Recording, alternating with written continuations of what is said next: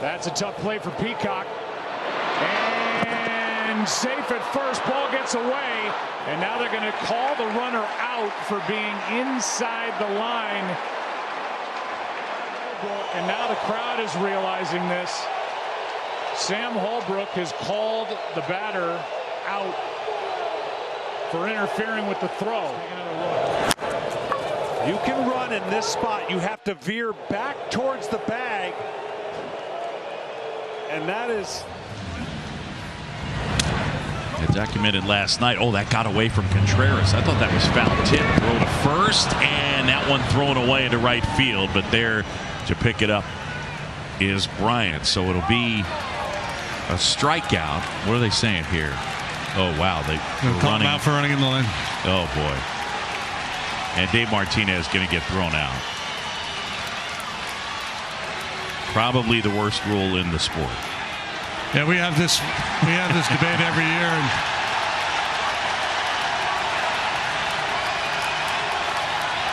here we go. Yes. Go ahead, Davey. You do a little Pinella on us. Don't break your toe. Holy cow. This has to be some World Series carryover, right?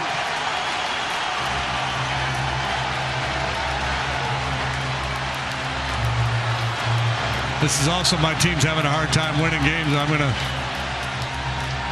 try to fire them up.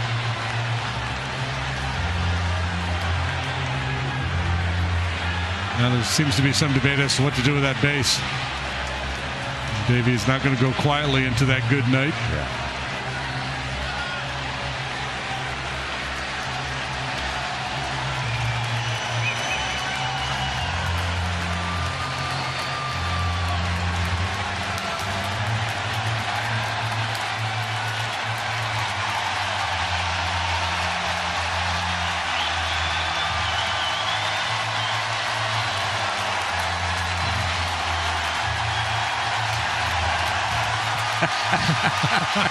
Yeah, give the groundskeeper the hand. That's right. And out of nowhere. Yeah. What a coincidence. Same runner, same manager, same team, same play, same call. Runner's lane interference in running the last half of the distance from home base to first base while the ball is being fielded to first base. The runner runs outside to the right of the 3-foot line or inside to the left of the foul line, and in the umpire's judgment in doing so interferes with the fielder taking the throw at first base, in which case the ball is dead. The batter runner shall be permitted to exit the 3-foot lane by means of a step, stride, reach, or slide in the immediate vicinity of first base for the sole purpose of touching first base, but a runner that is running the entire distance outside of the running lane will not be protected if he interferes with the play at first base, even if it's in that last stride or step. In order to be protected, the last step must be when the runner first exits the running lane. A runner cannot exit a lane never entered. See the dictionary definition of exit. Anyway, the 2019 World Series call by Holbrook was 100% the correct call. Let's compare and contrast if we can. We saw on that replay of the 2019 World Series call that Turner was running in fair territory, not in contact with the foul line, to the left of the line, the entire distance to first base. How does that compare with the strikeout that we just saw and Turner's path to first base here? Trey Turner swinging a miss. Ball goes off at an angle. And Trey Turner has beaten the throw, which goes into right field. If you're familiar with our runner's lane interference analyses, you'll be familiar with this one as well. The first thing we look for is, did the runner enter the lane legally? And the answer is no. Turner's left foot is clearly off the line in fair territory. So the runner's illegal. Look at the umpire. He's right on the line. He has a great angle to see this. But what we're looking for, knowing that the runner is illegal, again, Turner's doing better than he did in the 2019 World Series where he was 100% totally, oh, that's obviously illegal. This one's a lot closer, but he is still illegal at the end of the day. Same player, same manager, same call, different umpire.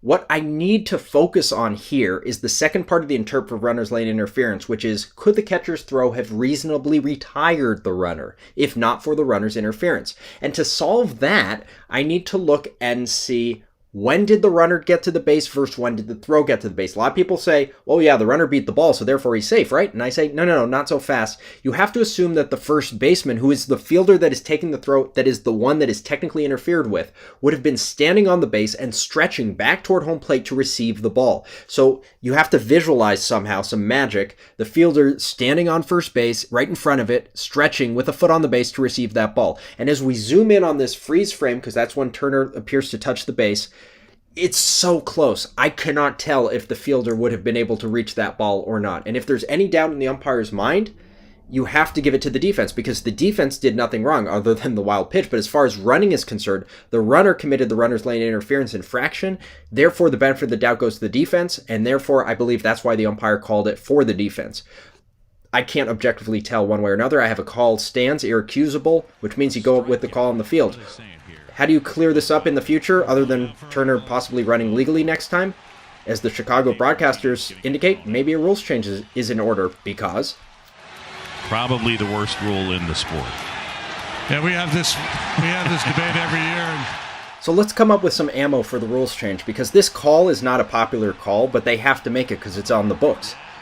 In 1882, this is how old baseball is, 1882 and 1884, AL and or AA and NL, the runner's lane was in foul territory, because if you look at first base on that diagram, it was half in fair territory and half in foul territory. So they needed a runner's lane because they wanted to say, fielder, you have the fair side. That's the fielding side. Runner, you have the foul side. That's the offensive player's side. Then in 1887, they moved the bases into fair territory because they wanted all balls that hit bases, like batted balls, everything to be considered fair. They didn't want any issue of having to divide it down the middle, fair ball, foul ball. So the base was moved into fair territory. But the runner's lane remained, which effectively means if you don't fully exit the lane to touch first base in the last stride, you at least have to move all the way to the left of that lane. Don't want to interfere run here is that third diagram I have, and that's what you have to do under the current rule set. But as I said, the runner's lane came about when half of the base was in fair territory and half the base was in foul territory. Do we fix that? Is that a rules change that they want to do or not? Because until then, the umpires are going to continue getting guff for calling this, which, by rule, they have to do.